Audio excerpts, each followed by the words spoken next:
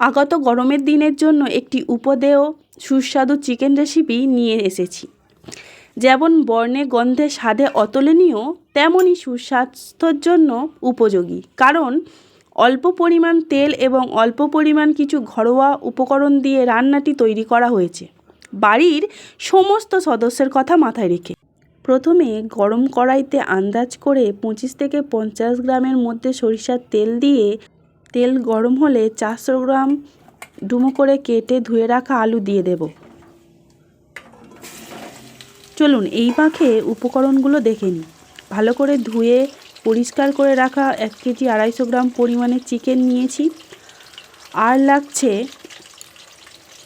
300 গ্রাম পেঁয়াজ কুচি করে কাটা, 3টি বড় সাইজের টমেটো টুকরো করে নিয়েছি, 4 থেকে 5টি কাঁচা লঙ্কা, বড় চামচের 2 চামচ রসুন বাটা, কিছু ধনেপাতা কুচি এবং লাগছে 3 চামচের আদা বাটা। ফোড়নের জন্য দারচিনি, লবঙ্গ, এলাচ, তেজপাতা এবং 2টো শুকনো লঙ্কা এবং 2 কোয়া রসুন নিয়েছি। এটা নাও চাইলে দিতে পারেন, কিন্তু দিলে খেতে খুবই নাকি ভালো লাগে। এবার মূল রান্নায় ফেরা যাক। আলুগুলি নাড়িয়ে চাড়িয়ে লাল লাল করে ভেজে তুলে রাখতে হবে। এখানে 50% সিদ্ধ হয়ে যাবে। এই কড়াইতে থাকা তেলটা একটু ঠান্ডা করে নেব প্রথমে। তারপর তার মধ্যে ফোড়নের জন্য রাখা গোটা গরম মশলাগুলি দিয়ে দেব। তেল ঠান্ডা না করে দিলে মশলাগুলি দেওয়ার সাথে সাথেই পুড়ে যাবে, খেতে ভালো হবে না। তাহলে ফোড়নটা দেওয়ার 30 সেকেন্ড নাড়িয়ে নিয়ে তারপর কুচিয়ে রাখা পেঁয়াজগুলি দিয়ে দেব।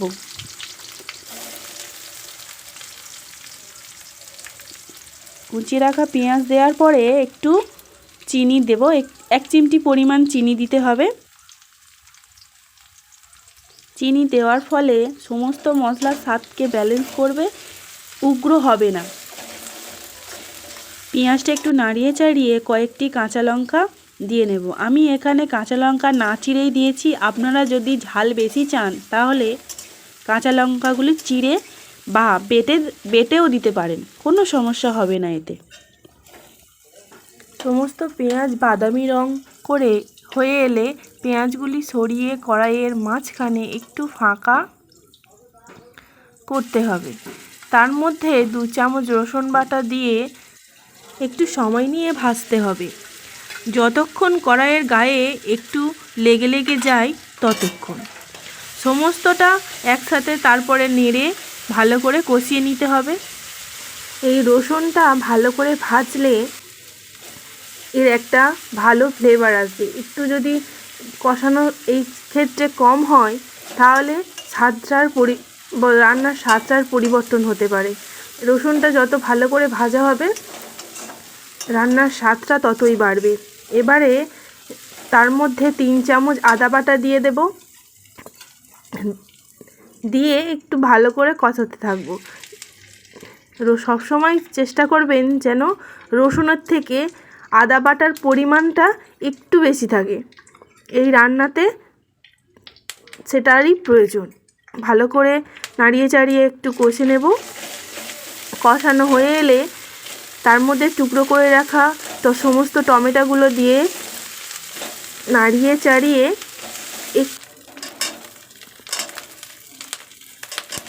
একটু টমেটোগুলো নরম করতে হবে, একটু কষাতে হবে। যখন টমেটোগুলো একটু গলে গলে আসা শুরু করবে তখন সেই ধুয়ে কেটে রাখা চিকেনগুলো আস্তে আস্তে করে কড়াইয়ের মধ্যে দিয়ে দিতে হবে।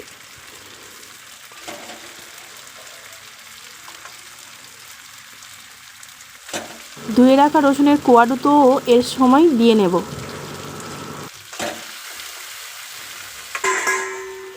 সমস্ত চিকেন কড়াইতে দেওয়ার পরে উপর থেকে পরিমাণ মতো যে যার স্বাদ অনুযায়ী বা মাংসের পরিমাণ অনুযায়ী লবণ দিয়ে নিতে হবে।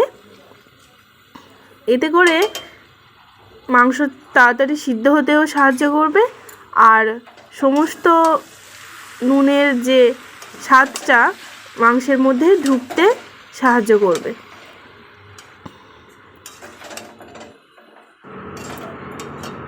এই মতো অবস্থায় 4 থেকে 5 মিনিট একটু নাড়িয়ে চাড়িয়ে কষিয়ে নিতে হবে। তারপরে একে একে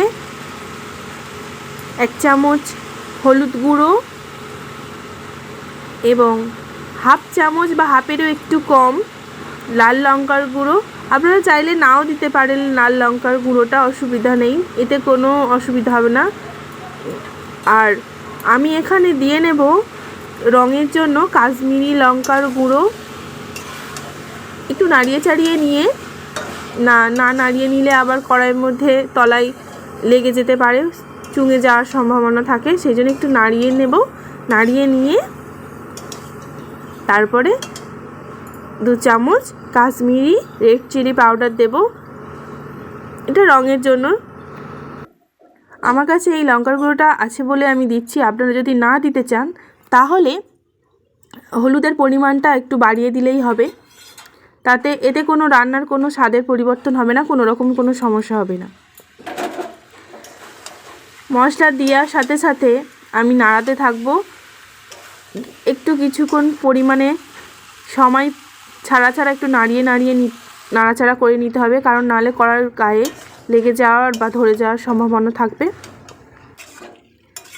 ভালো করে মিশ্রণটা মিশিয়ে নিয়ে ভালো করে নাড়িয়ে চাড়িয়ে নিয়ে এবারে ঢাকা দিয়ে দেব 10 মিনিটের জন্য।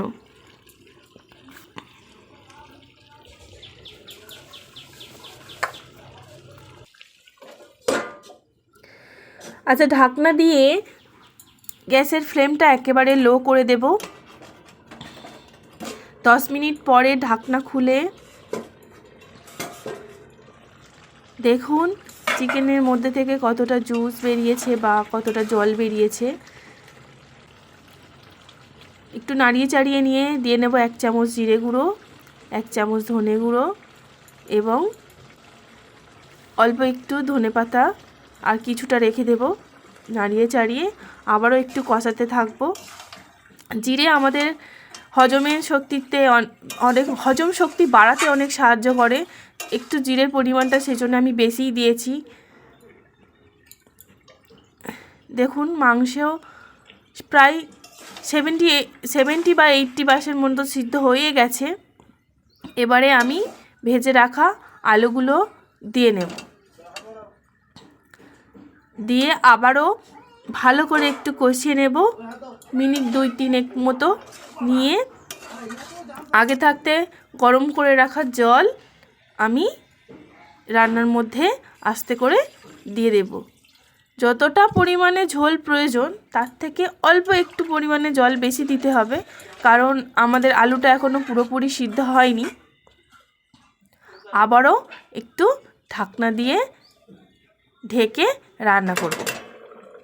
ঢাকনা দিয়ে রান্না করলে গ্যাসও সাশ্রয় হয়, আর আমাদের সবজি বলুন বা আলু বা চিকেন যাই বলুন না কেন, যেটাই রান্না করা হয় না কেন তাড়াতাড়ি সিদ্ধ হয়ে যায়। এবারে ধনেপাতাগুলো দিয়ে নেব। আমি আগে একটু নাড়িয়ে নিয়েছি, তারপরে ধনেপাতাগুলো দিয়েছি। তারপরে 2টো আলু আমি কড়ার গায়ে চেপে ঘেঁটে ভেঙে দেব, ভেঙে আর কি ঝোলের সাথে মিশিয়ে দেব। এতে করে ঝোলটার থিকনেসটা একটু বাড়বে। আপনারা চাইলে নাও করতে পারেন, আমার একটু থিকনেস ঝোলের প্রয়োজন, মানে একেবারে পাতলা ঝোল খুব একটা ভালো লাগে না, ওই জন্য ঝোলটাকে গাঢ় করার জন্য আমি 2টো আলু ভেঙে নেব। এবারে গ্যাসের ফ্লেমটা অফ করে, আমাদের রান্না কমপ্লিট, তাই একটু হাফ চামচ মতো বাড়িতে করে রাখা গুঁড়ো গরম মশলা ওপর থেকে ছড়িয়ে দেব, দিয়ে নামিয়ে নেব। দেখুন কত সুন্দর হয়েছে।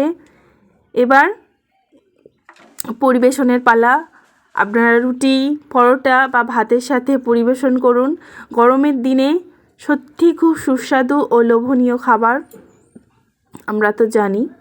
অবশ্যই ভালো লাগলে চ্যানেলটিকে সাবস্ক্রাইব করে কমেন্ট করে জানাবেন, পাশে থাকবেন। ধন্যবাদ।